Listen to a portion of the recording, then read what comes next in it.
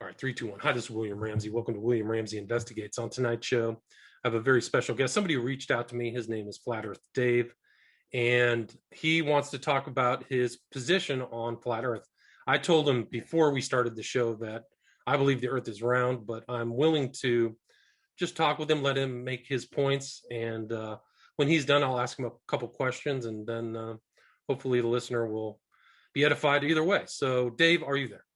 I'm here. How's it going, William? I'm doing well. Thanks for agreeing or coming on the show. Thanks for sending me the email. And For people who may, no, I want to say one thing is that your opening statement is better than my opening statement was, because when I first heard about Flat Earth, I didn't want to hear it. I wouldn't watch anything. I wouldn't even have the discussion. when did you first hear about this notion of flat Earth?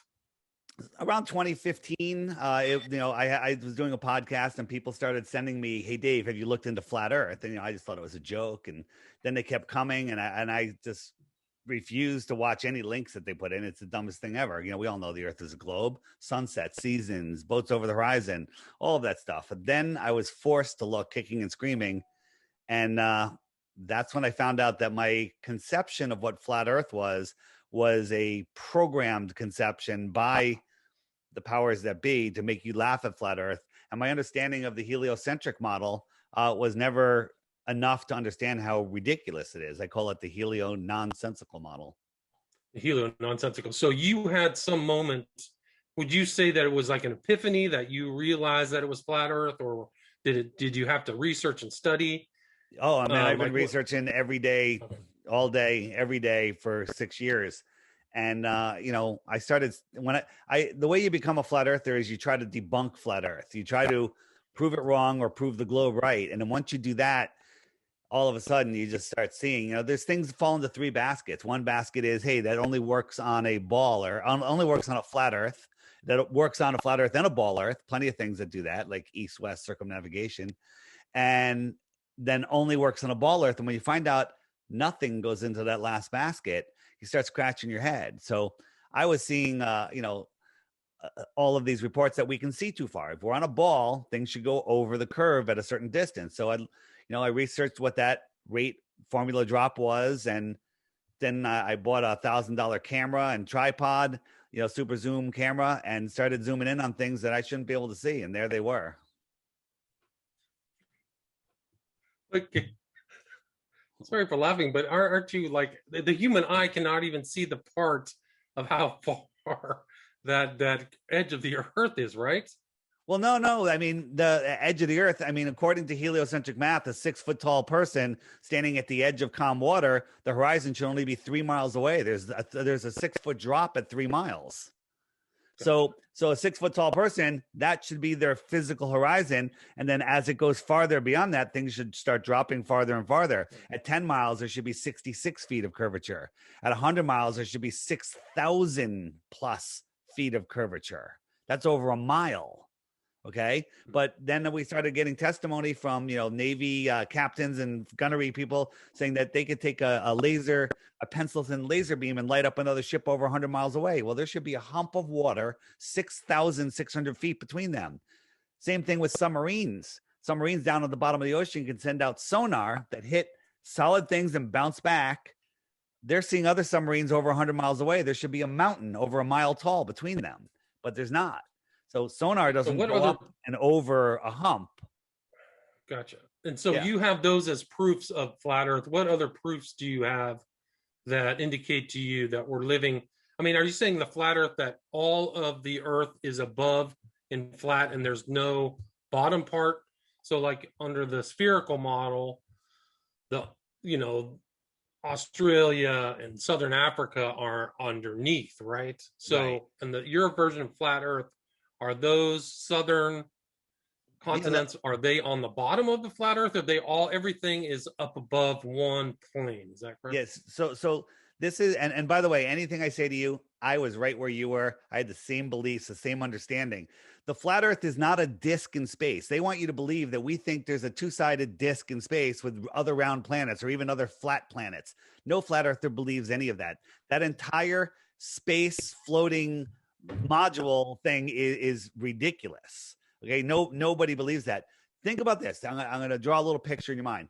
A Okay. puddle. What is a puddle? Where does a puddle accumulate? You're laughing I don't heavy, know. man. And the water. I What's that? What are you laughing at? just this picture of the Earth, like everything is spherical. Yeah, But yeah. the No, well, Earth that's is not a picture. This is what they want you to okay. believe. Flat Earth. Okay, so that's fake.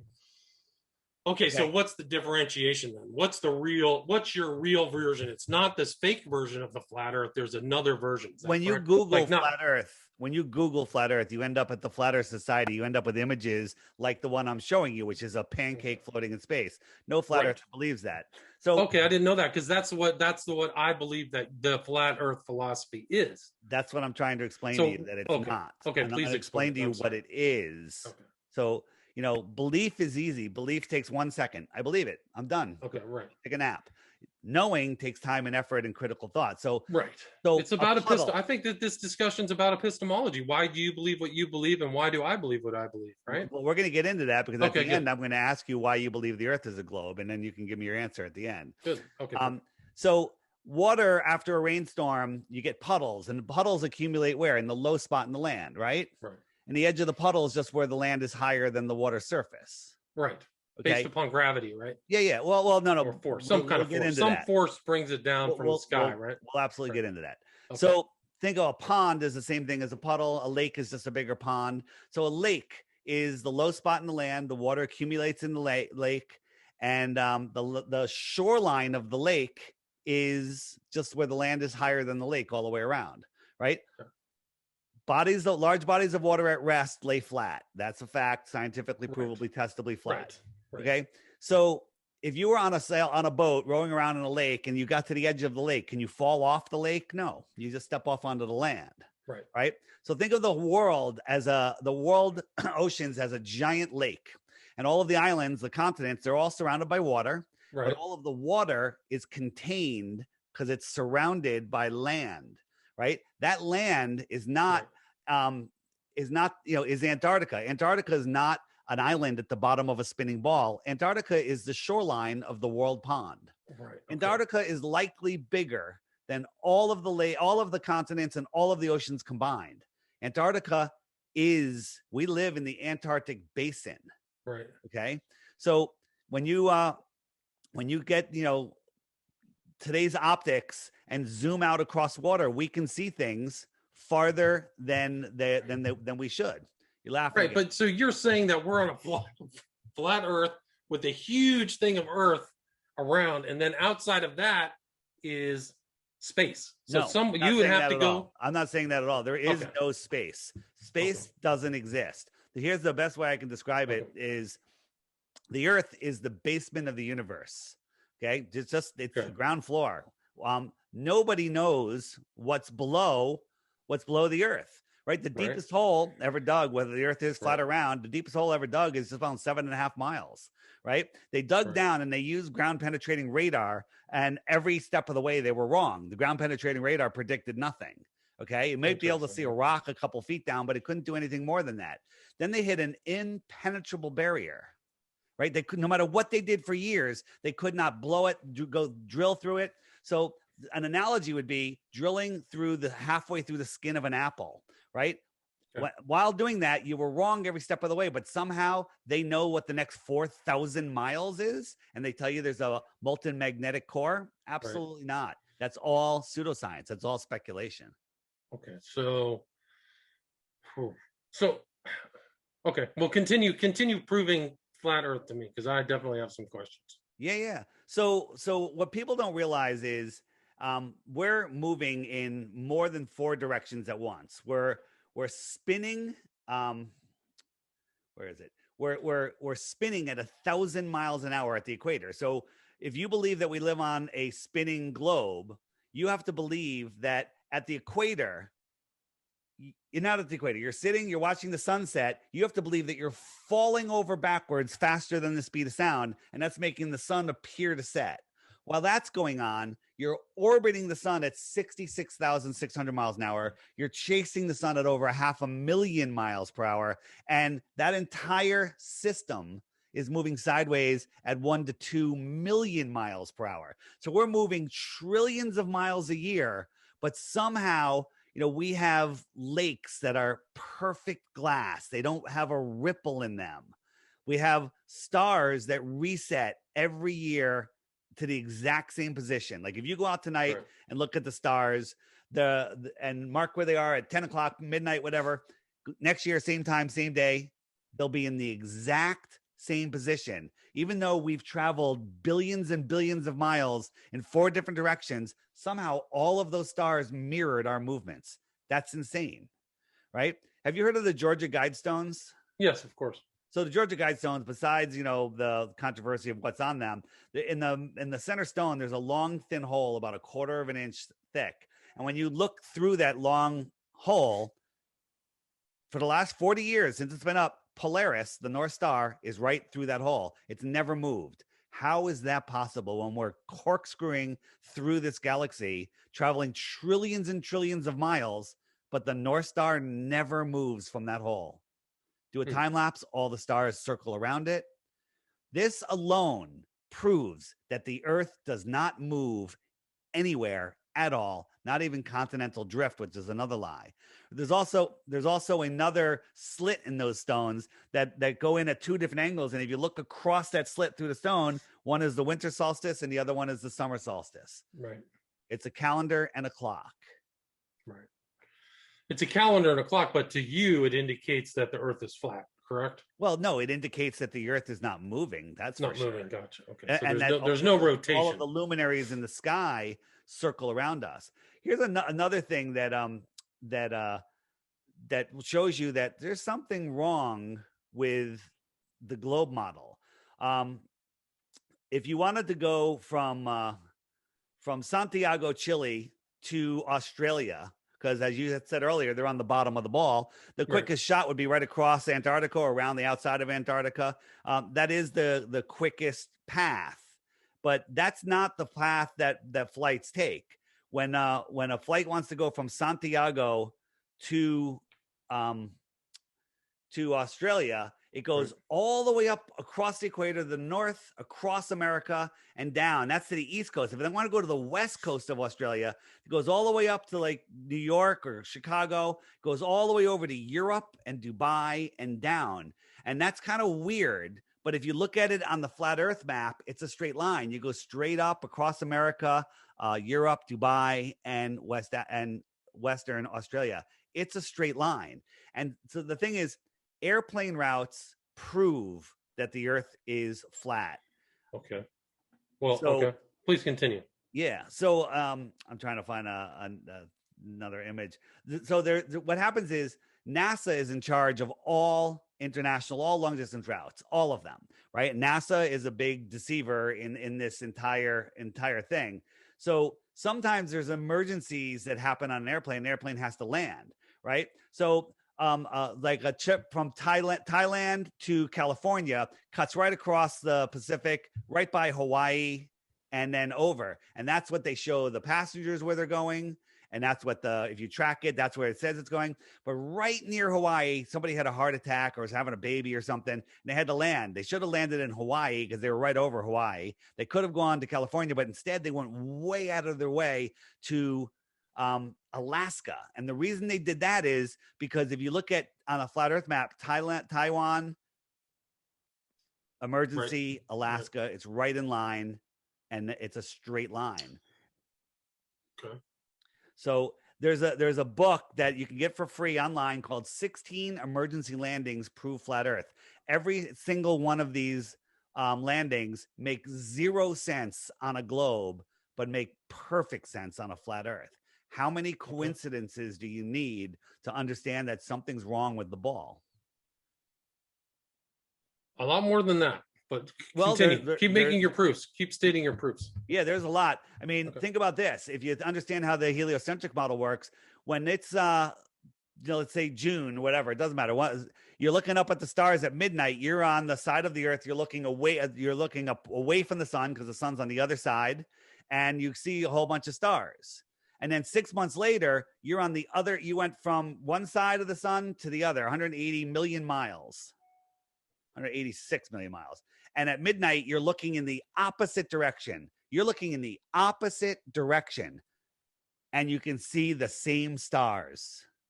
That's impossible Right. in a heliocentric system. That's like saying you're looking forward in your room right now. I see you, and you see me, whatever, and I'm the Right. star. But 6 months later, you're looking at that painting behind you, and you still see me. Makes no sense.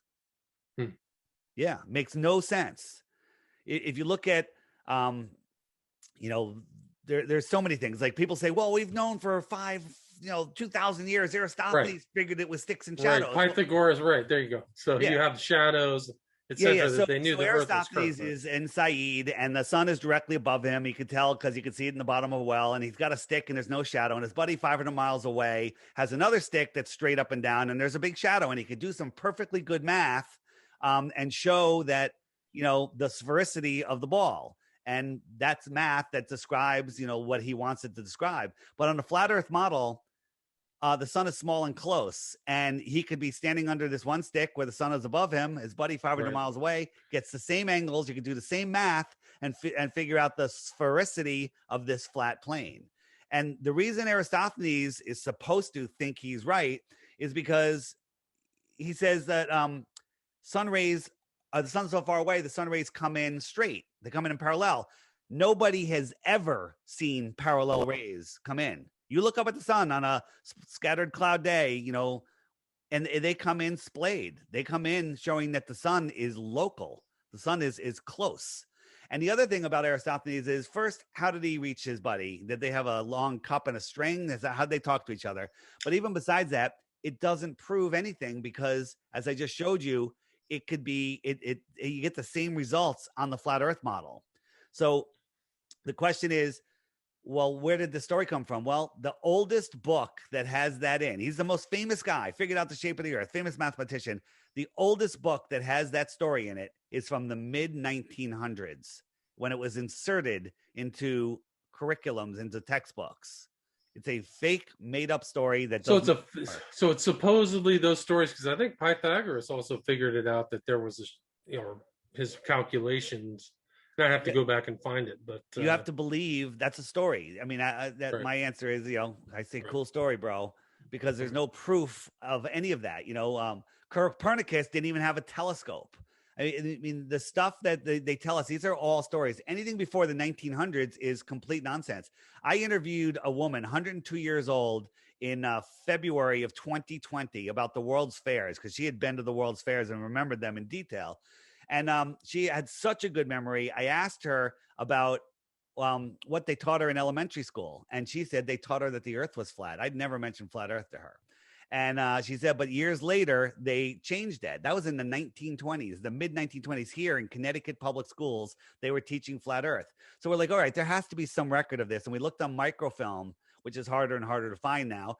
And we found in the New York Journal and other papers stories about teachers that were trying to teach heliocentrism in the early 1900s and were being persecuted and threatened with jail in Europe, in America, for trying to teach the satanic heliocentric system.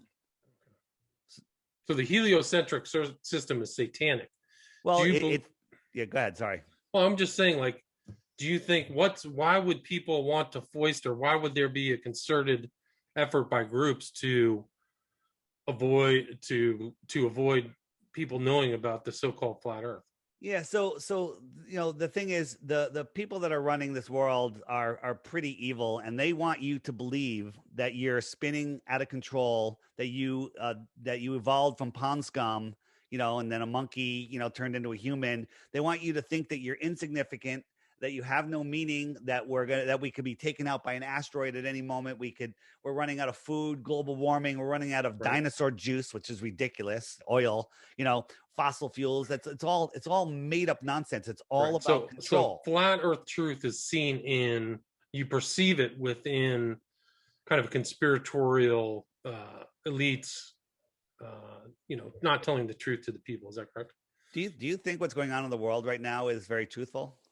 No, it's just a blizzard of lies. But Yeah. So whether this is the how flat Earth is part of that is yeah, another well, issue. this is how they keep us in control. If they put a fence around us, right? If I put a fence around the United States, you wouldn't be happy. If I said you can never go south of the equator, you wouldn't be happy. No matter where you put a fence, humans aren't going to be happy. So they put us in a prison for our mind, and that prison is the globe. What if they're hiding more land? Right? We live here. Antarctica is a ring that's around us, and then in the outer space beyond Antarctica, there's extra territory, extra terra, right?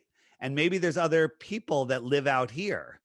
And there's plenty of stories of people with advanced technology that left here in the Right, like 1600s. Atlantis and Well, whatever, Lemuria, all these. yeah, that and other things. There's other stories about tyranny that happened in the 1600s where people left and they didn't want to live under tyranny. Well, the people that are running this world, they need us. They need us to build their things. They need our imagination. They need our manifestation ability because I believe they lost theirs. So they don't want us defecting and leaving.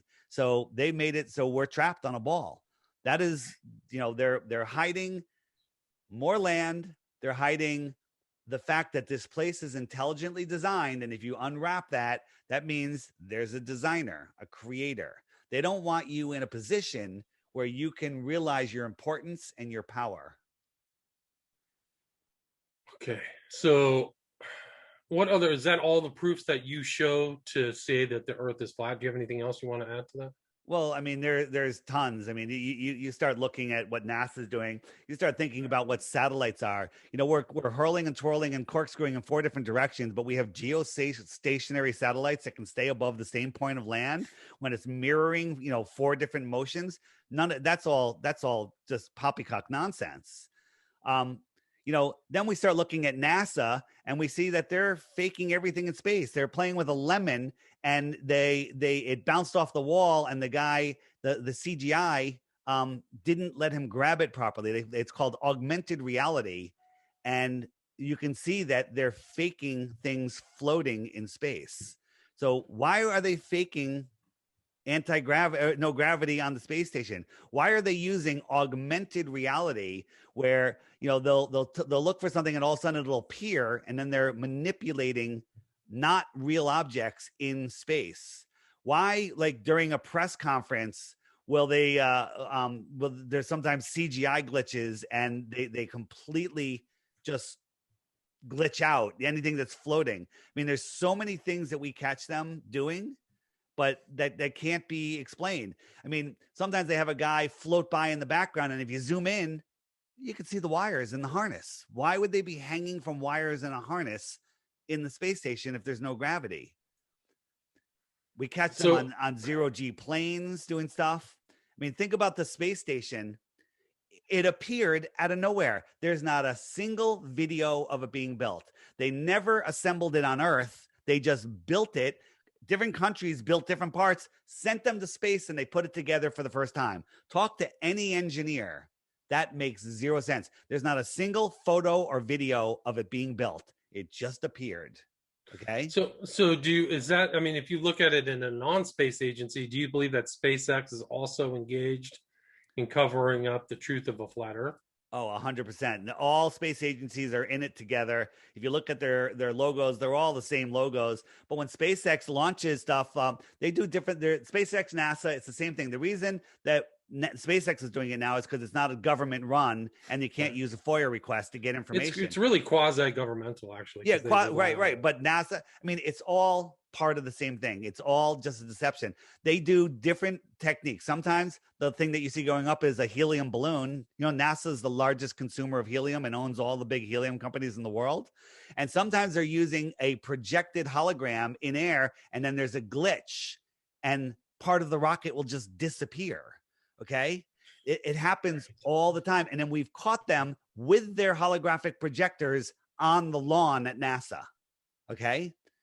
There's so many errors that they make. It's unbelievable. Have you watched one of the recent rocket landings that SpaceX is doing? Some, but they look like they're CGI. They're almost perfect. It's incredible, really. They're CGI. Real. I mean, you can't you can't have a single.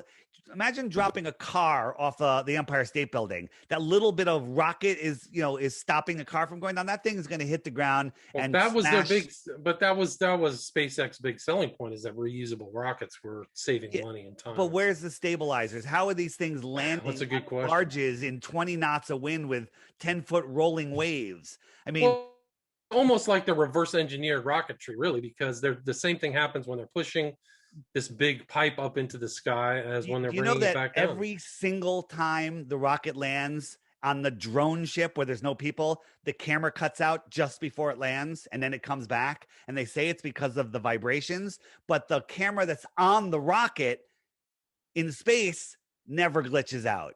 But every single time when it lands, the camera glitches out and it goes to black. Every single time. So were these arguments made to you when you became kind of a person who believes in the flat earth? And then did you join up with other flat earthers? And no. Is there groups? No, we gather, we researched together. There was a rocket that was launched in Arizona. In Arizona, it was called the Go Fast rocket. It goes straight up, unlike NASA and SpaceX, which curve out and go crash in the Bermuda Triangle. It went straight up with an uninterrupted feed, which NASA never gives you. Watch any launch of either SpaceX or NASA, and there's 7 cuts within the first 10 seconds. Okay, like a movie. But this thing went up, it hit something, it went kerplunk, it stopped spinning, and then this is over Arizona, and when it turned on its side, all of a sudden it could see the moon, right? So we looked, where was the moon? The moon was over New Zealand at that time. So if that rocket was on the top of a basketball, it's a 1/4 of a millimeter over the basketball, and the moon is underneath the basketball. How did the camera see the moon? The only answer is that the earth is flat. I don't know about that. Yeah, what else is that all you got, or what else? Listen, I can go on and on and on. I mean, well, at a certain point, like, I want to give my countervailing. Yeah, absolutely. Some people say photos of space. Well, which photo? I'm showing you 2 photos. One of them, America is 4 times the size as America on the other one.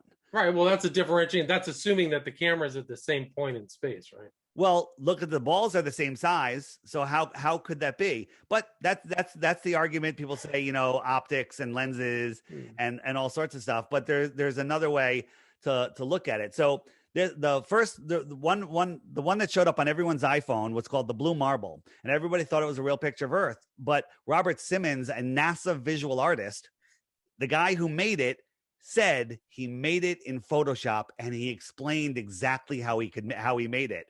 And when you look at it, there's Photoshop clouds, stepped and repeated, didn't even bother putting in new clouds. But if you go back and you look at the one that came out, I think 10 years later, that has the giant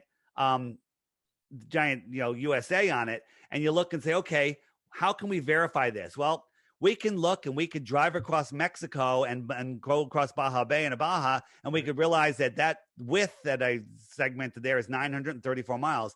NASA tells us the diameter of the Earth is 7,917 miles. So I should be able to fit 8.5 of those segments in between these 2 lines, and I could barely fit 3, right? 8.5 goes right off the page. So the image I'm showing you is another painting. There are no photos of space. So there's no photos of space from anything, not just NASA, but from the Chinese Space Agency that's very active. Oh, no. We have actually video of the moon rise from the Japanese moon mission, if I could find that. But if you look, we cruised by Pluto, and there happens to be a desert shaped like the dog Pluto. I mean, they're mocking us so many different ways. It's ridiculous. But if you look at if you go back and look at any old NASA footage, it doesn't hold up. I'm trying to find an image for you. Where'd it go? Where was I going? If you look at the moon lander, the orbiter, here you go. So we have there's I think you can still find it on YouTube. It's called the Earthrise. This is the Earth rising from behind the moon. Now, anybody that can watch this and think that this is real is just delusional, right? Well, there's no stars there. There should be just tons of stars, especially. Well, forget the stars. Let's say aperture. But look at the Earth. Look at the horizon. The horizon, what is that, 20 feet away? I mean, the Earth it's complete. Well, that's assuming that picture's legit. I mean, No, that's this another thing. is from the Japanese Space Agency, right? Of course, it's not legit, right? But people are so easily fooled. I mean, if you go look at the lunar lander when it was going back to land with the orbiter, it's like South Park has better animation. I mean, there's two grown men with diapers in there. There was two men in there and a car. There was a car in there too, but they left that supposedly. On right. When you look at this stuff, it is undeniable. And then you have to ask yourself why. Why would they do that? When you look at stars are nothing like what they tell us. I mean, and we can scientifically prove that you couldn't see a star because of the distance and size. It makes no sense. Yeah, there's a real problem. So what else you got? Anything else before I start asking you questions? Yeah, no, you ask questions. I like questions. Okay, go. Well, I mean, here's the thing. So somebody who's you showed a picture of, South America or Australia. Why are they seeing a different set of stars? Oh, absolutely. I will explain. Why is the Southern Cross there and you had the what is it? The Polaris or the Pole Star? Why is that only seen from northern hemisphere? Can you enable screen sharing so I can show you something and describe it? So how it works is this Earth is stationary, and how do I? If you go where it says screen sharing, there's a little up arrow and say allow multiple participants to screen share on the bottom. On the very bottom, where all those big icons are, it says share sound, share screen share files. Maybe you have to widen your window of it. It could be hidden. It's next to chat, participants chat, screen. No, it's there. I just don't see anything that allows you to share. Is there a little multiple? There you go. You're good to go. I got it. Okay. So I created an app called the Flat Earth, Sun, Moon, and Zodiac Clock app to answer questions exactly like this. So we're looking down on the Earth pond, and if you look where South America is, it's on one end of the pond, and on the opposite end of the pond is Australia. So the way the stars work, what's that? Right, on a ostensibly flat Earth. Right. Yeah, on a flat Earth. So if we look where the sun is approaching Australia. So we're looking right now in this image I'm showing you. Pisces is over Australia, but you can't see the stars because it's daytime in Australia. But at nighttime right now we have I don't know, whatever constellation this is. So if you're in South America and you're looking up, you're seeing these stars. Right. Then 12 hours later, when it's nighttime in Australia, those stars have rotated around to Australia. When they look up, they see the same stars 12 hours later, because the stars and the sun go around once every 24 hours. The stars are going slightly faster. That's why they change during the year. But the sun is in each constellation for a month. Right now, this next constellation will catch up to the sun, and it'll be in there for a month. And so that's how you see stars.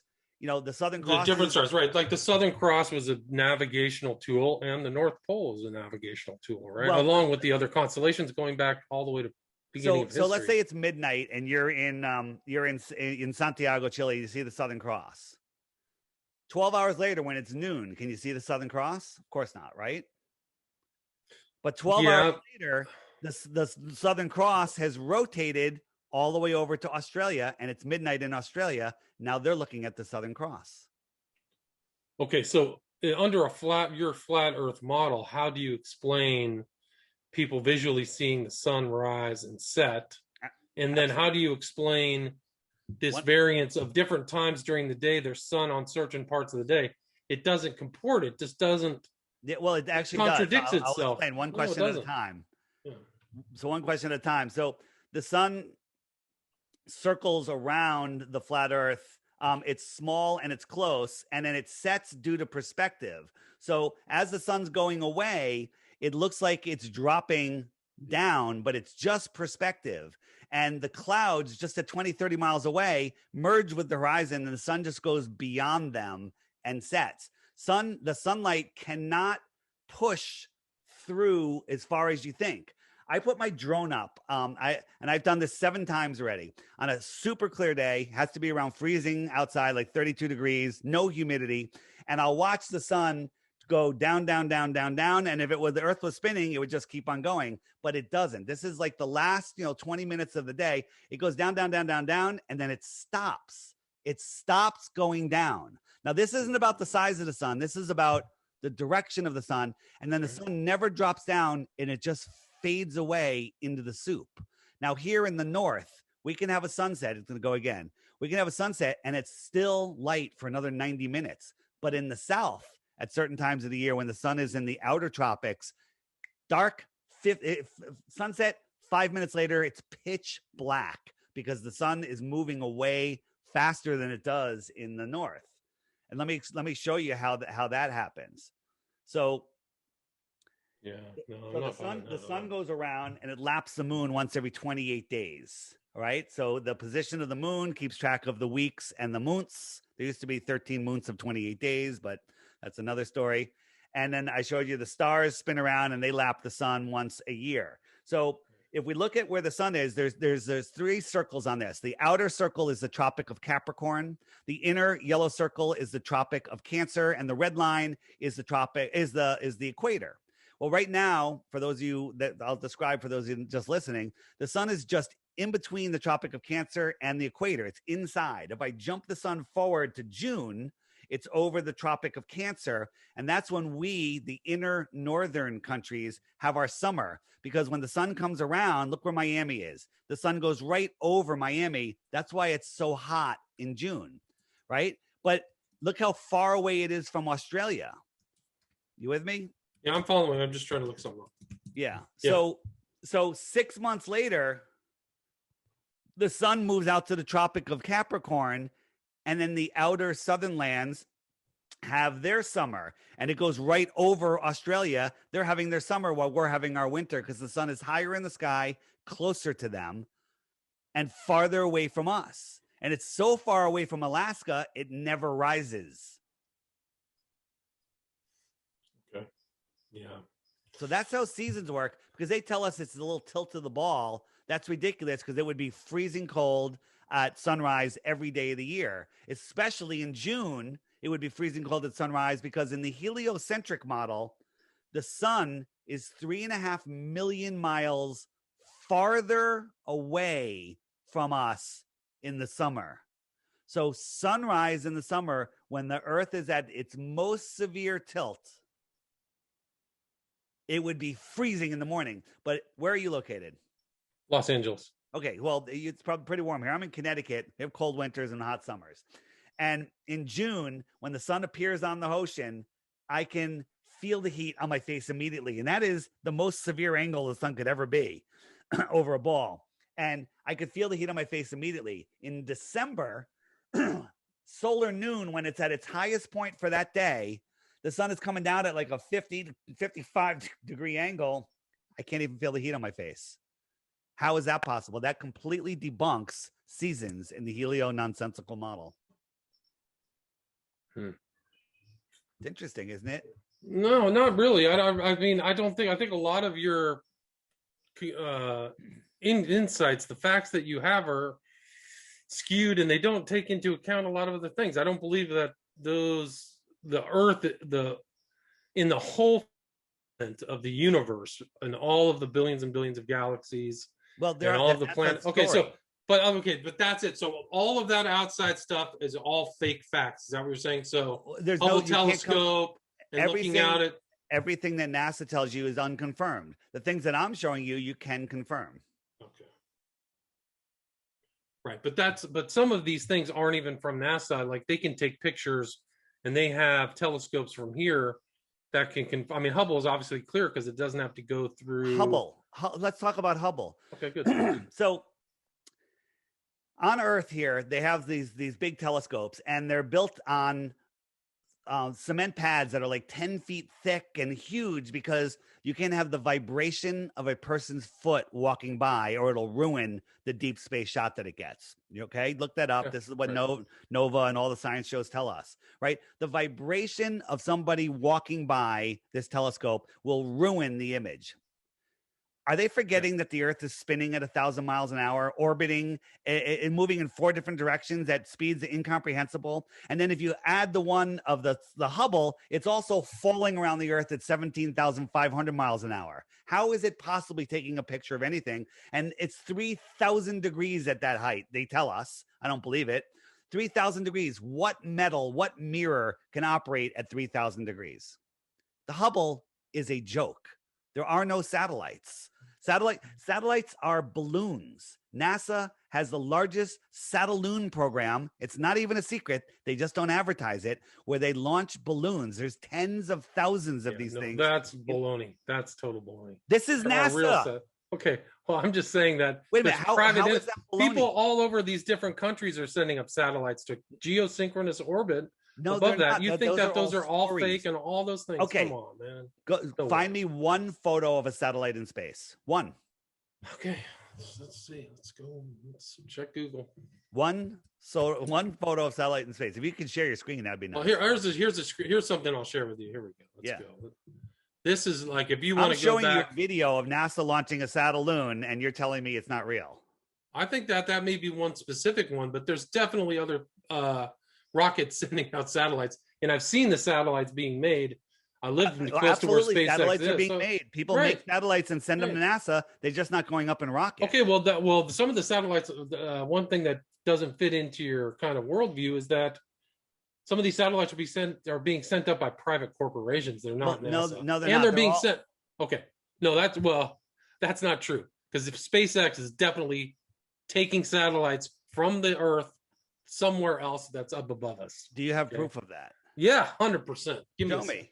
Okay, so let's go and look at this. This is your flight path from Chile to Santiago.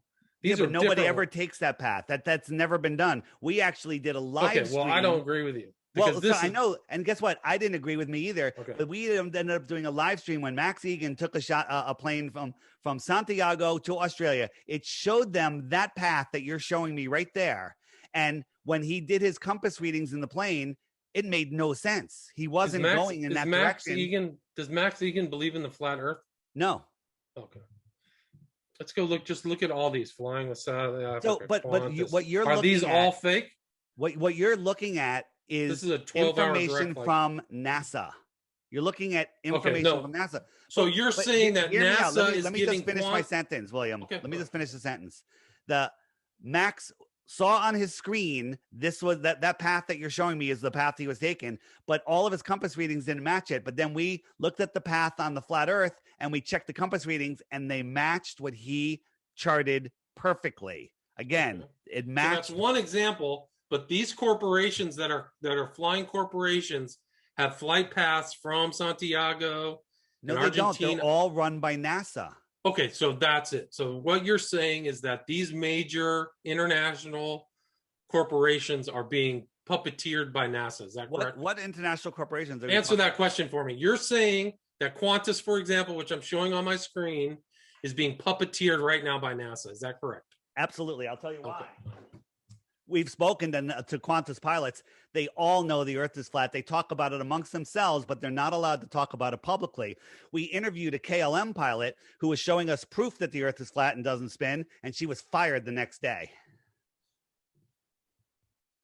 Yeah. We have testimony from pilots. Most pilots know. Go ask a pilot. Go ask a pilot off the record. They'll tell you.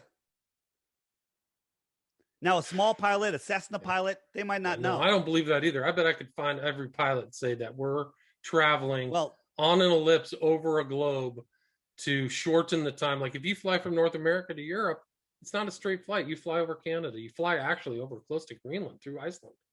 Close to Iceland, actually, because in the global model, which you don't believe in, that's how you would shorten the distance, as you would fly in an ellipse pattern, right? So are those flight paths fake too? Because I think that you're I think you truly believe the Earth is flat, but I think you're cherry picking facts. Well, to bolster northern flights. Northern flights are very similar on a flat Earth and a globe Earth. If you look at the maps, they're very similar. It's the southern flights. It's the distant southern flights that make zero sense on a flat Earth. I mean, on a globe Earth, they make no sense whatsoever. let's just get off of that. Let's just say we choose to disagree. Okay. Where's the evidence of all the billions of people on Earth that there's an ice edge somewhere on the Earth, and all the people, Magellan and Cook and all these people who are traveling around at the very beginning, going around the so-called. So Captain Cook, very good. You've studied. Captain Cook. I just study everything. I mean, it just doesn't fit in that these guys. Oh, and then we came upon. William, you have to let me respond to okay, you're throwing out too many questions. Well, you don't talk over me. So I'm asking a question, then you respond. Okay. Go. So Captain Cook tried to circumnavigate Antarctica, which should be about 13,000 miles. Unfortunately, it took him 3.5 years, and he went over 60,000 miles. And here's the path that he took, right? He went over 60,000 miles. The equator is 24,000 miles, right? Well, that makes perfect sense on a flat Earth. That's the route that he took, right? He tried it 3 times, and each time it was over 60,000 miles. So there you go. So the question is, people say, where's the ice wall? Show me a picture, as Bill Nye, who trained everybody to say, show me a picture of the ice wall. Well, there's a trillion pictures of the ice wall. There's a video of the ice wall. The ice wall is the shoreline of Antarctica. It's just where the sun's heat can't get out any farther.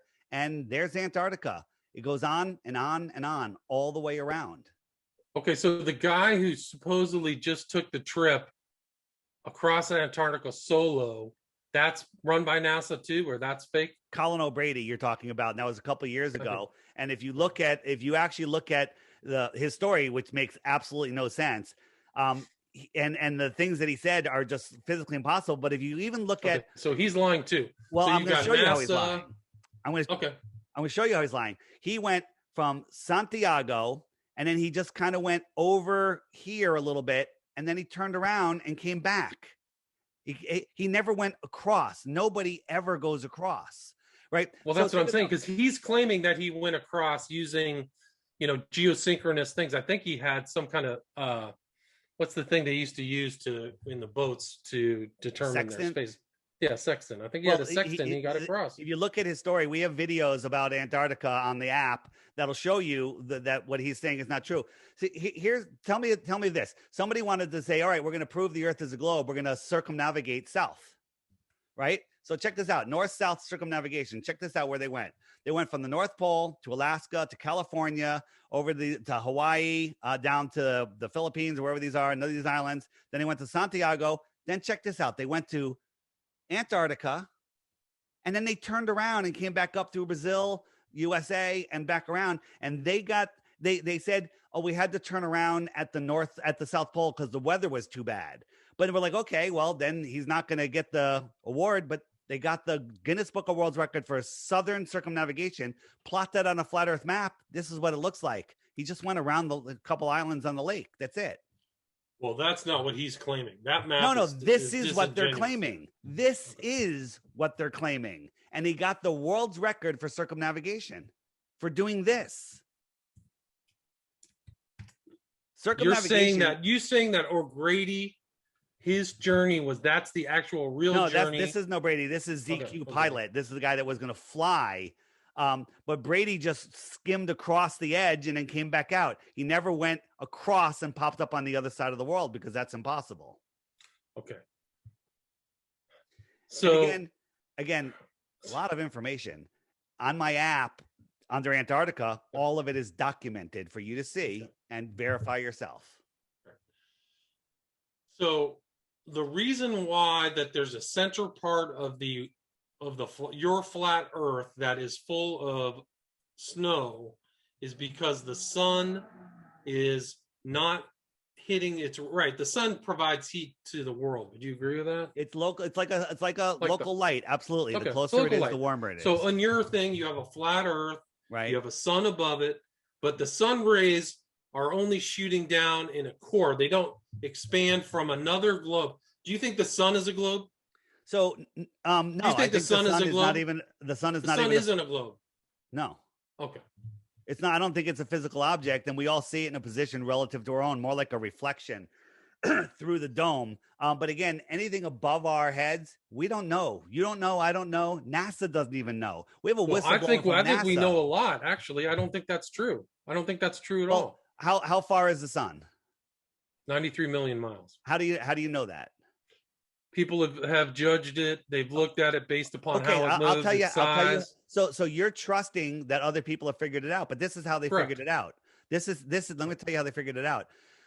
One day there was a Venus transited the sun, and Venus is about the same size as Earth. And someone on the East Coast and someone on the West Coast watched it, and it started and stopped at different times. They did some perfectly good math, just like Aristophanes, and they figured out how far the sun was. The only problem with that equation is they assumed the little dot of light they see in the sky that they call Venus is the same size as Earth. I say Venus is the size of a basketball, and you can't prove me wrong. So there's they're assuming Venus is. That's like But we can see Venus in the sky, right? You can see Venus light in the sky. We don't know what it is. We see a light. Like, so we see a basketball of light in the sky. Well, and NASA's lying to us about that. Well, when we look at Mars, those pictures, look at Mars through super zoom telescopes now, it doesn't look like what NASA shows us. It's a pulsating orb of energy. We don't know what it is, but it's here and it's small and it's close. It's within that's that picture, right? So there's been other pictures of Mars that are different. Do you believe that there's a lander currently taking pictures of Mars and sending it back to the world? Do you believe that there's a lander on Mars? Yeah, I do. With a helicopter. So besides what I'm about to show you, I want to know why you believe there's a lander on Mars. Because people send stuff there, they're curious about it, and they're getting information from it, and they sent a lunar, forgot the name of it, but they're sending pictures back, yeah. They sent one just the other day. Right. Did you watch any of the footage of the helicopter flying around? No, I didn't. Do you have that footage? You should take a look at it. I mean, all right, let's see it. Let's see it. Can you bring it? It was able to look down and get a picture of its shadow with the perfect blades. Here, I'm showing you right now the only proof that we landed something on Mars. Okay. This is the only proof right here. You got to watch it. So this is that's the proof. Okay, but so all of these pictures are fake. Whatever this. Are these pictures fake? That's not a real picture. That's all right. Well, this is what NASA showed us. No, but I'm looking at totally different pictures here. What are you looking at? That's good. That's the thing. Like all these pictures from these variants things are fake. This looks like a legit picture. I don't see the picture yet. Okay, well, let's see. I'm not doing it right. Stop share screen. Can you see this browser window? Is that off? Yeah. So these are all fake. That looks CGI. Those are real pictures. They're taken in Greenland. Okay, so this is Greenland. So let me show you a real picture from NASA. This is from their website. Taken from the original rover, which is also impossible, right? You can see the rover got a little selfie, but this is the picture in Greenland. This is from NASA's website. This is a picture of the exact same hill with the same rocks and tufts of grass in Greenland. Okay? This is Devon Island. This is Mars. This is Devon Island. This is Mars. I mean, you are just believing because you want to believe. Because I don't really want to believe. I mean, I just think all the evidence for flat Earth is bunk. Right. It just doesn't fit into what we're seeing in real time. You haven't showed me any evidence yet. You showed me some pictures. Well, I'm showing you a picture from NASA and a picture from Greenland. This proves that that NASA's lying. Right. Somebody could easily reverse engineer that and say, so somebody could reverse engineer. Wait, hold on. Somebody could reverse engineer this and turn it into Greenland. Is that what you're saying? No, somebody could take Greenland and turn it in, then put a filter on it and call it Mars. Yeah, NASA did it because this is from NASA's website. Okay. All right. So this is from NASA's website. Think about that. Okay. So explain to me. So the planets are literal like mini basketballs. Well, they used to be called wandering stars until they changed them recently to planets. They used to be called wandering stars. All of the ancients knew it. Every civilization before us, every culture had a flat Earth cosmology until the NASA religion came in, and then they came up with this heliocentric nonsense. I don't think that's not true too, because the Greeks, a variety of different philosophers in Greece, and even Aristotle said the Earth was a sphere. I just showed you that Aristophanes is a made-up story. And now you just want to believe all these stories from the history. Okay, well, let's just take Aristophanes out of it. What about Pythagoras and Aristotle both said the Earth was a sphere. Is that correct? You could write a novel about that. I mean, Okay. So, I mean, is that all fake? Or is that all NASA? yeah, it's all NASA.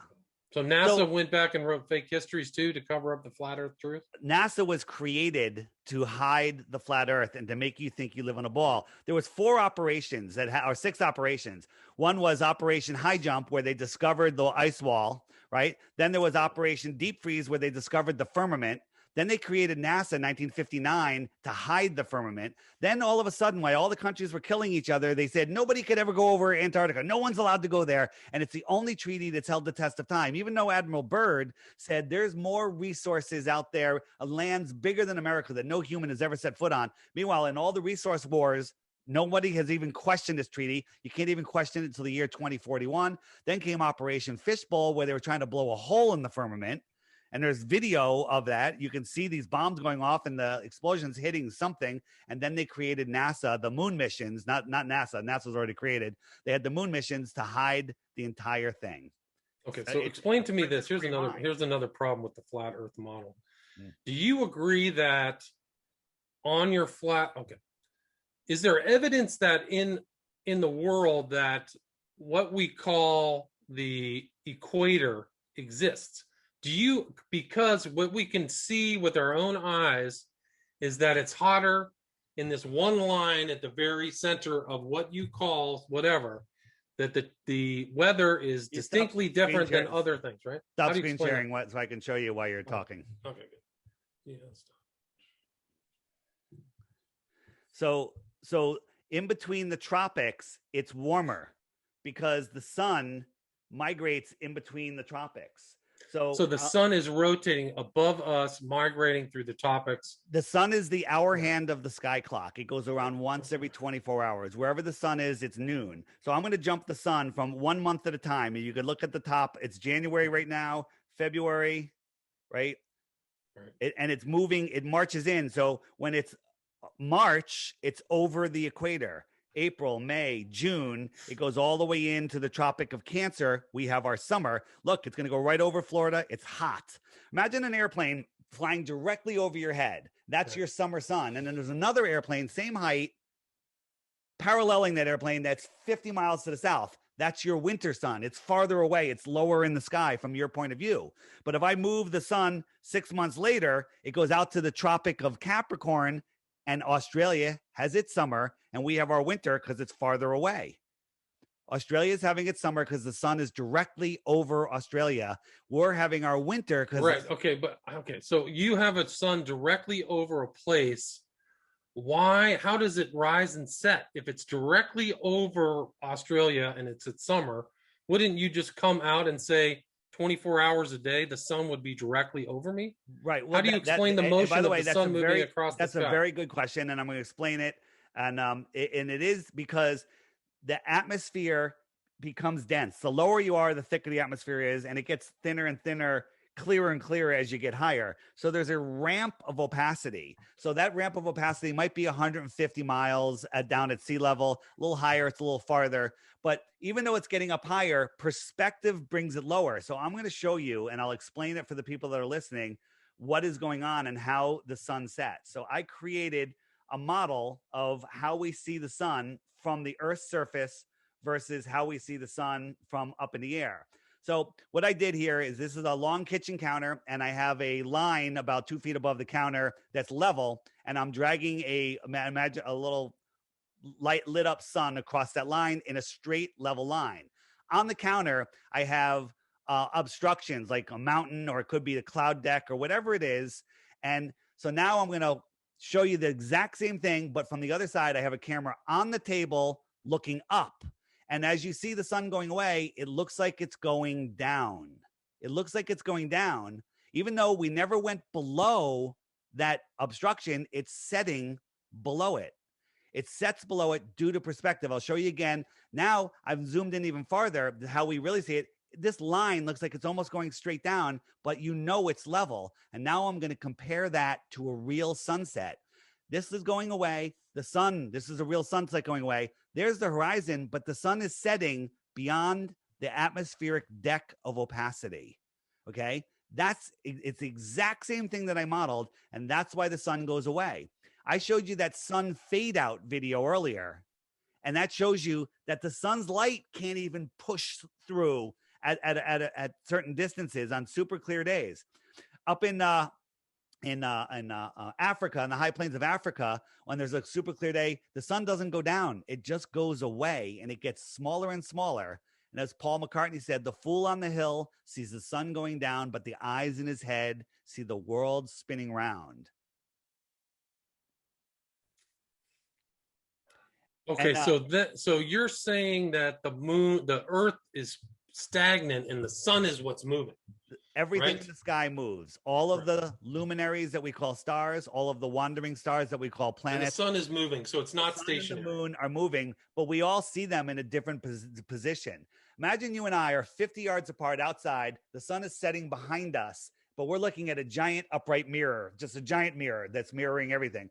And we both see the sun in the mirrors. We have a third person go to the mirror with a Sharpie, and I say, I see the sun right there, and they draw a circle around the sun. Then they walk over to you, and they draw a circle 50 yards away from my circle. You're seeing the same sun, but in a different position. So how can the sun be a reflection if we feel such intense heat from it? And this is how I came to this realization one day. I was in Vegas and I'm at the pool. It's 3:30 in the afternoon. The sun is going down and it's beaming on one side of my face. It's blasting. It's like, man, that friggin' sun is hot.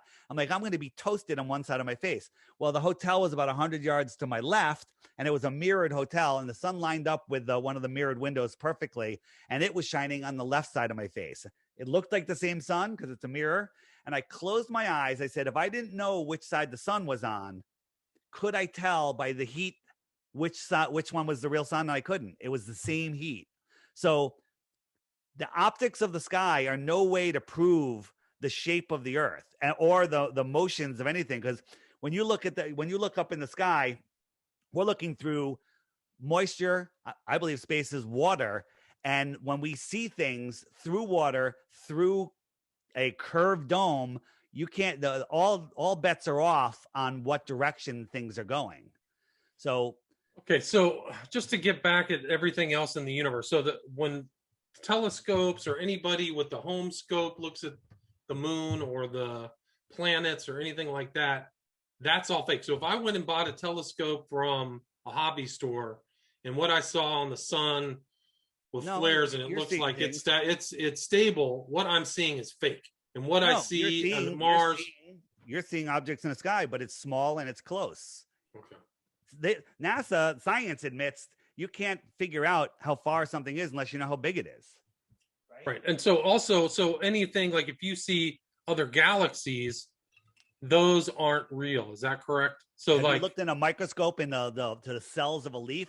You could zoom in and see galaxies in there. You are seeing specks of light in the sky. You can make up any story you want about them. Okay, so those aren't real, all the things in the sky, stars and stuff, or any other. Earth is all that there is. We live within the Earth system, not the solar system. Do you think the moon is spherical? So there's no really. So in your model of the not just flat Earth, but of what supposedly is out there, there's no universe. There's nothing. There's just kind of a little ball and a sun that floats over us in a strange circle. No. And there's no other galaxies or other planet or other solar systems. Is that correct?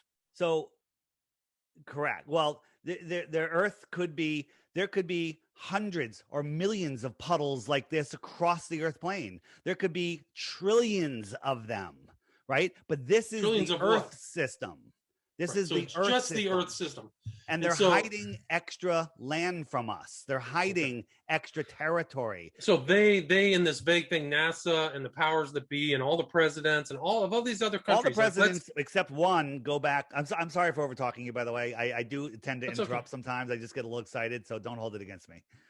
But finish your sentence. Okay, but I'm just saying, even just outside of the United States, we know there are vast civilizations in the world or in South America or traveling or in South Africa, and they've never broken through this so-called ice shelf. Well, how do you know that? Here's the other thing is why doesn't somebody just take a picture and prove it? Like somebody who's not NASA. Why doesn't somebody go, I am traveling to the ice shelf. I'm going to prove this with. I just showed you 100%. I showed you 100 pictures of the ice shelf. Okay. Well, those I ice just showed shelves, those you are, 100 you're pictures right. of Those the are ice shelf. definite pictures, but can't they prove that those pictures of the ice shelf are from a specific spot? Where? Just not some random picture like, oh, I saw a picture that looks like it could come from either Antarctica So or the north area. You can't call it a pole. William, So you're arguing from a place that even globe defenders don't deny that there's the ice shoreline and that there's a cliff and that it's ice all the way around. They don't deny that. no, that's not true, because Antarctica is, there are places on Antarctica at certain points of the year, especially this one outcropping, that are not ice shelf. They are land. I can During show the you summer, pictures when the sun is over the Tropic of Capricorn, parts of Antarctica melt. It happens every year. So check this out. So look at the app here, and I'm going to ask you a question. You see the sun circling around? Right. Right? So the sun's circling around. If I'm standing here, you can see my mouse, right? I'm in the Arctic, right? Right. And I'm looking at the sun. What's the sun doing? It's arcing around me, right? Right. Okay. So now look, now I'm out here in Antarctica and I'm looking at the sun. What's the sun doing? Is it arcing around me or is it antarcing away from me? Antarctica, Arctic, Antarctic, Arctic. They're referring to the path of the sun, right? They're referring to the path of the sun. And if the globe model was true, Antarctica would be much warmer than Arctic, because during the Antarctic summer, it's 3.5 million miles closer to the sun than the Arctic is during its summer. Okay. Okay. Well, let's just look at this. This is, to me, to you, this is just a big lie. But to me, this is what people from a variety of different civilizations have seen at this place called Antarctica, which you think is an ice shelf, right? But I don't think it's an ice shelf. I think it's the shoreline of the world pond. Okay. Well, okay, good. Let me it's not an ice wall like Game of Thrones. And Antarctica used to be not covered in ice. Okay, that's fine. But let's look. So this is a map. It's Japanese, Indians, Russians, USA. There's dry valleys, Victoria Land. There's ice shelves. There's bases. There's this peninsula there. It's all real. Okay, so this when people are going to Esperanza Base at Argentina's permanent Antarctic research station, this is actually the ice shelf. Okay, absolutely, no problem. But they have it wrapped around. It's really the outside ring of a lake, not the island at the bottom of a spinning ball. Right. This is like part of this great circle of ice that surrounds the flat Earth. It's the shoreline of the world pond. Okay, so it's the shoreline. So it's not pure ice. It does have some. It's just like some ridge of land. Have you looked into Tartaria at all? I don't know what that is. Yeah, Tartaria was a worldwide civilization here in the 1800s with advanced technology. And there was some sort of reset that happened in the late 1800s that we came out of. And then the people that took charge of this world decided to hide it from the peasants. We're the peasants. So something happened as recently as the 17th century? 1800s. And what happened that? There was a massive reset. We don't know what it was. It was a mud flood, a worldwide mud flood. So there was a worldwide mud flood that nobody ever said anything about. Oh, no, there's millions of researchers out there. They just don't teach it in school. No, they don't. Absolutely, 100%. No, they don't. Look it up. No. Look up mud floods. Just look it up. So a mud flood covered the entire flat Earth? Is that what you're saying? Not necessarily the entire Earth, a major part of it. Part of a mud flood, okay. The Earth, I mean, there's buildings in every city today that you can see that are buried in mud, that they've just moved the doors up several floors. They're underground. There's windows underground in buildings in New York City, in Connecticut. No. Oh, there aren't? No, I've never ever heard that in my entire life. Because you haven't looked, because they haven't taught. I'm pretty well read. I mean, I may not be the smartest person on earth, but I was a history major. So here, right there. So again, I mean, I don't know. Some of these things that it's like there's a little detachment from objective reality that is very troubling for me.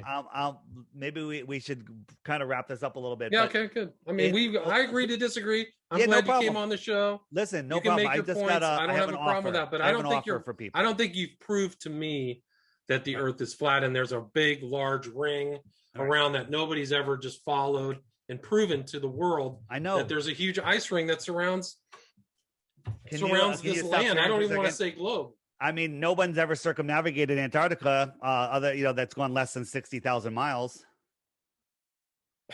Well, we had just one guy who walked across 900 miles of Antarctica supposedly No, in 58 days or 50. So let me, and that's let me a lie show to you as well. Let me show you how to verify that. Can you stop sharing for a second?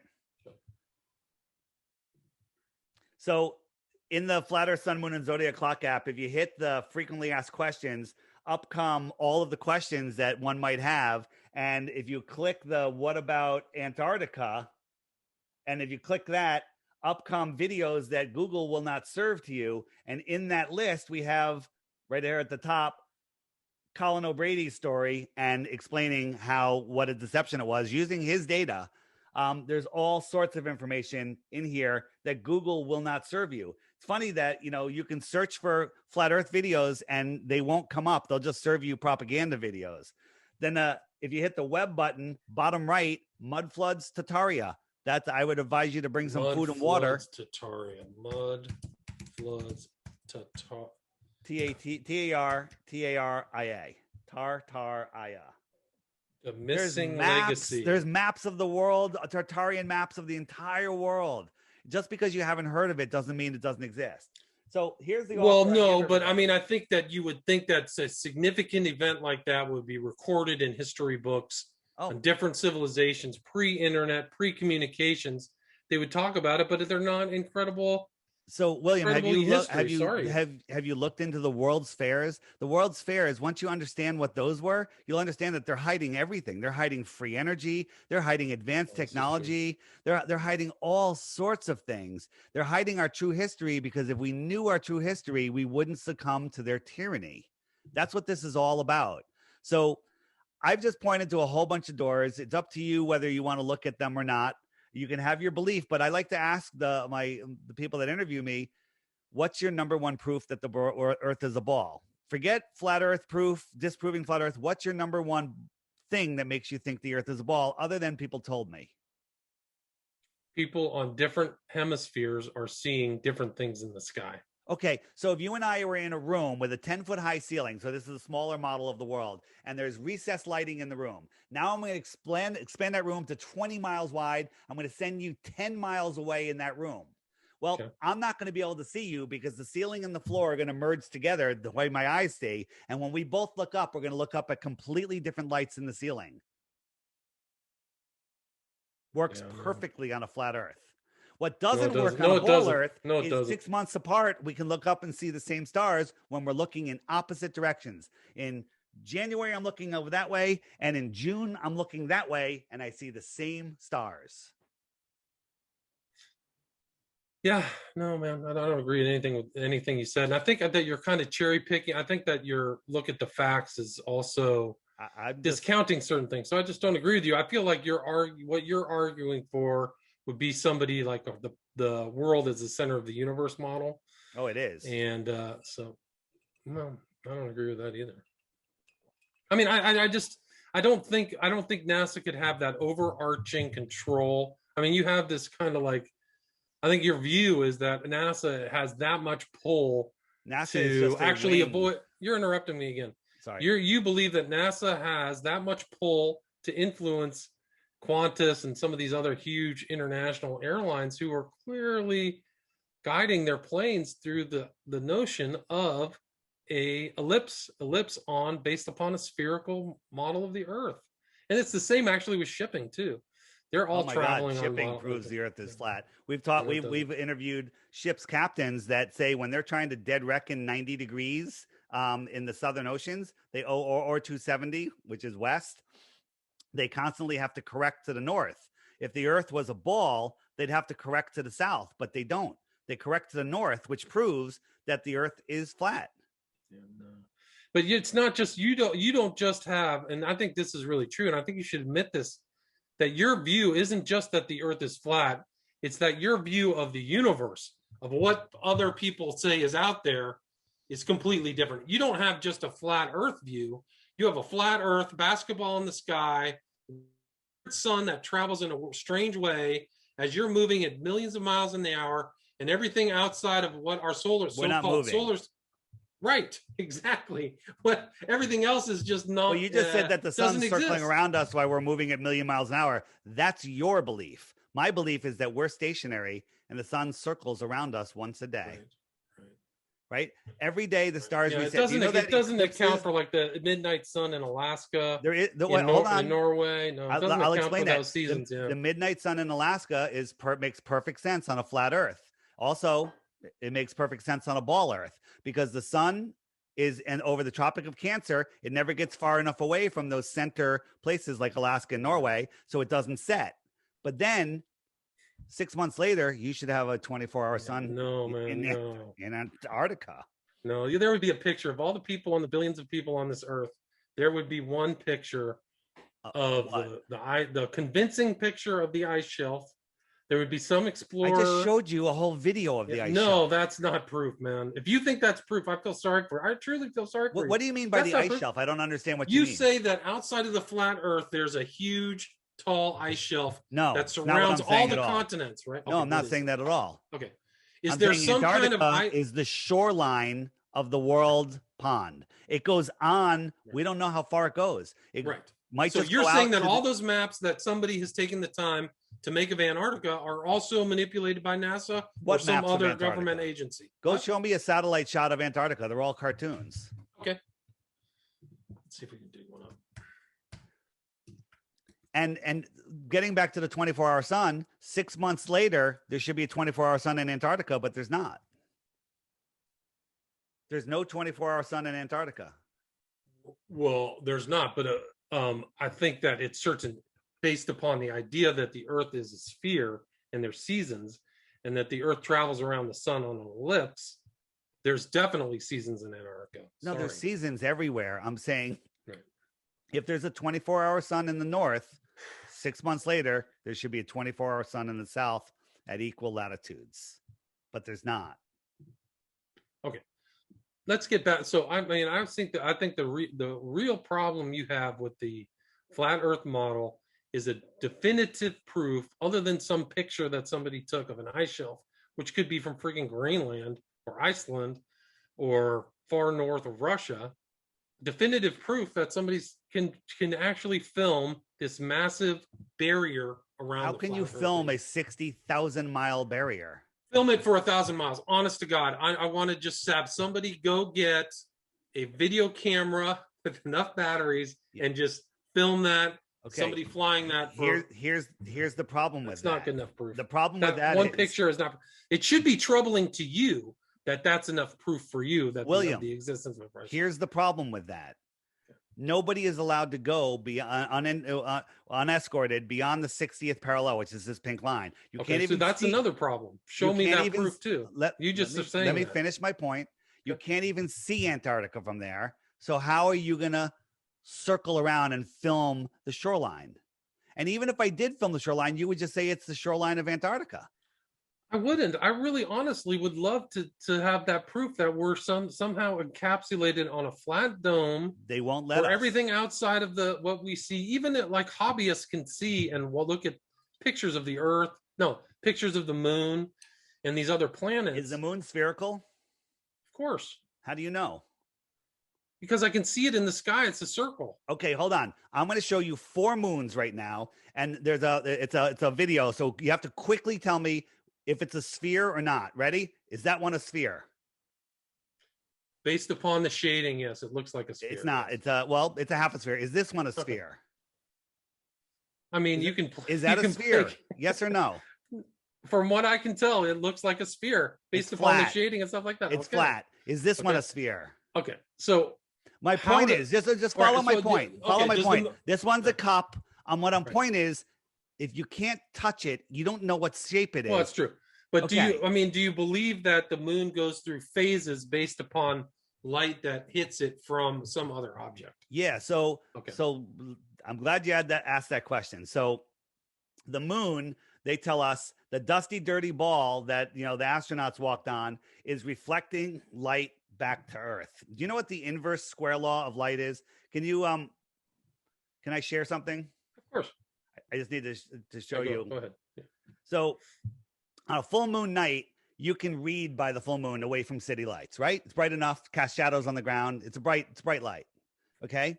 So the inverse square law of light says every time you half the distance to a light, it gets 4 times brighter, magnitude 4 times brighter. This is science. This is NASA science, regular science.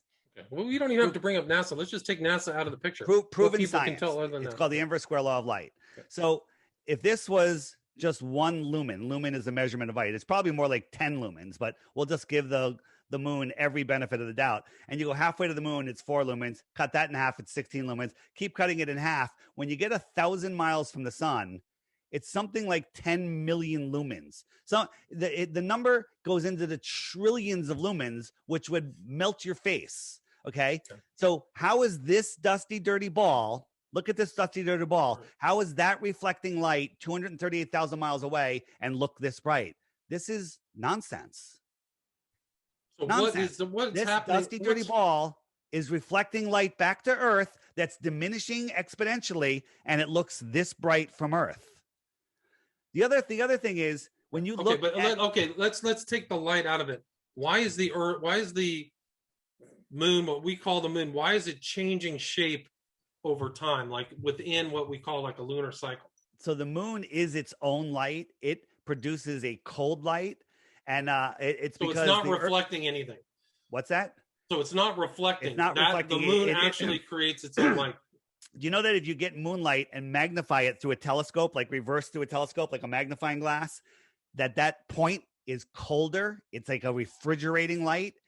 If you leave meat out at night, it rots because in moonlight, and during the daylight, it purifies. Okay. The moonlight it's also very local. If you look out, you have a spotted cloud at night and the moon is up. Only the clouds near the moon are lit and the other ones are not.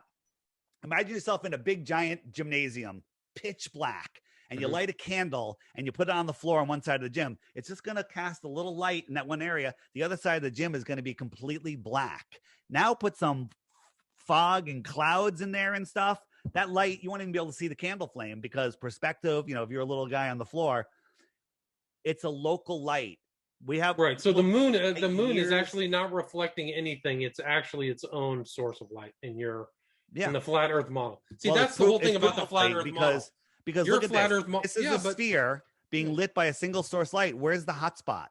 That's not how a sphere is lit. A sphere is lit. It's got a hot spot and it fades out to the edges. This thing is equally lit edge to edge, like it's its own light. It's flat. Okay, so it's its own light, but why does it have? When you look at it, you can clearly see it's like a fingernail. Some days they call it waxing, waning moons. Yeah, because it's clearly different light. So that innately changes its light over a 31 day cycle. 28 days. 20 days. Sorry. Well. So this gets a little more complicated, but we live in an really complicated. Yeah. What? No, it's very complicated because you have to have some pretty strained thinking to make all of the flat Earth make sense. If you look into the heliocentric model is the one that makes no sense. The sun is the cathode, the moon is the anode. The salt water carries the current, and the land is the salt bridge. We live in this electric system, and the Earth is negatively charged. We're electrical beings. Everything is electric. Do you know, I was in the solar power business. I had a solar power development company, and scientists do not know how solar panels work. They can't figure out how photons are coming, and they have a theory that it knocks out a boron molecule and then a little electron jumps in and it creates a current. The reason they can't figure it out is because they think the sun is a burning ball of gas in a vacuum 93 million miles away, when in fact it's sending electricity to Earth, and the solar panel is picking up the electricity and channeling it into currents. It is the simplest thing ever. Okay, so that's the sun, but so is the current coming from the Earth and charging the moon? Is that correct? So the Earth has a negative charge to it. The firmament, the dome, has a positive charge. Hey, you could be a flat earther. All flat earthers have cats, just so you know. This is my new kitty. Her name is Poppy. Hey, Poppy. Nice. She bothers me, but she's nice. So if you want to learn more about that, there's a channel called LC King, and you'll learn all about the Earth galvanic battery system. Okay, so the galvanic battery is charging the moon too. I've got to tell you, I got to write all this down because this is you have a completely different worldview of the cosmos. Well, it's a totally unique, because that's the thing about flat Earth truth. I guess I already stated that, but I'll restate it again. It's not just about flat Earth. It's about everything.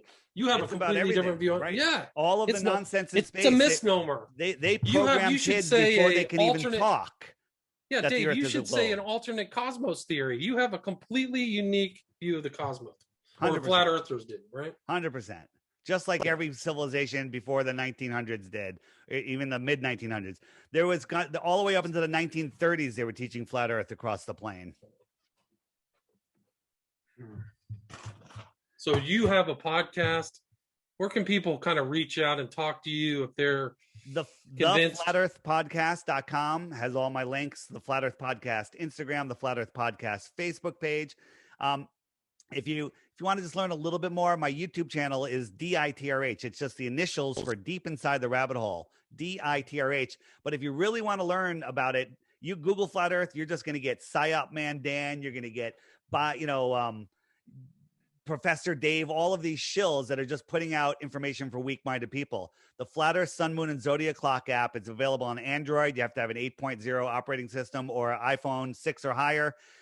It will serve you a video every day. And here's the challenge I give people. Every day, watch the daily video. There's a new video every day for 2 weeks. Short ones during the week, longer ones on the weekend. After that 2 weeks, if you can come up with one proof of the globe and send it to me, I'll give you a Bitcoin. But before you do, you have to hit the question mark and see if your question is there. And once you do that, people you'll see. People send me emails all the time. I thought you were crazy. I went to disprove flat Earth. I can't believe it. Now my family and friends think I'm crazy. Well, you haven't convinced me, because there's a lot of problems. I can see that. There. I mean, the whole. But I probably convinced half of your audience. So just be careful. Well, I think. Yeah. Well, I think I don't mind. My audience. I just don't think that your picture of the so-called ice shelf, or whatever the ridge is at the end of the Earth, like you're stuck on this ice shelf thing. There's no ice shelf. Go to a lake. Okay, whatever it is. Okay, it's the shoreline of the lake. In your picture, is your picture accurate? Because in the way I'm looking at it, there's a ring of ice around the edge of the flat Earth. All of that is Antarctica. Okay, so that's floating. Okay, but that's a pond, right? And the edge of the pond is. But there has to be a ridge beyond that. No, we don't know. There's got to be a ridge beyond that. Here's the thing. Okay, you don't know. We don't know what's out there. So space itself is right. So that's it. We don't know, because no one's allowed to go there. It doesn't. We send balloons up to 120,000 feet. The Earth is flat. It's not spinning below us. The sun is close. It's right there. It's right there. It's not 93 miles away. If it was, the entire surface would be lit up equally, but instead it's got a hot spot, like it's kind of close to it. This is at 120,000 feet. Dave, I think we just cut out. Did we? Okay, well, I'm here. It's been 90 minutes. I've got a lot more questions and answers, but I got to wrap it up, Dave. Dave Weiss, thanks so much. I really appreciate it. It takes a lot of courage, but I really appreciate you having that conversation. But I think I've got a much better understanding of your position on flat Earth. I think there's a lot of questions about the cosmos, but well, you got a lot of thinking to do if you could hear me. I really do. I still hear you. But I appreciate it, Dave. You have a great one. See you. Thanks so much. All right, bye-bye. The Flat Earth Sun and Moon Clock App. A dynamic new app to teach family and friends about where they actually live. The sky is a perfect clock. The sun measures the hours and days. The moon measures the weeks and months. The star constellations measure the seasons and years. 12/12 or 24-hour clock face. Or go hands-free. The Flat Earth Sun, Moon, and Zodiac Clock app with new added features. World Time. See what time it is all around the flat Earth. A true Earth compass that shows true navigation across and around the flat Earth plane. Weather. Tap for detailed local weather information. Know what phase and where the moon is at all times. Watch the sun travel between the tropics for the seasons. Select an amazing background. Add your own, or have the app change it to a new one automatically every time you use the app. Add a countdown to your next big date. Learn the truth about our world with the featured video of the day. Web button for additional flat Earth related features, from the mythical curve calculator all the way to Tartaria. While talking to friends, easily pull up pictures that expose the globe lie and shine light on the flat earth truth. Video playlists in different languages. See the real trade winds circling the flat earth. And clean screen features. Simply click off the items you don't wish to see. The Flat Earth Sun, Moon, and Zodiac Clock app is the best tool to show your friends and strangers how our flat earth actually works.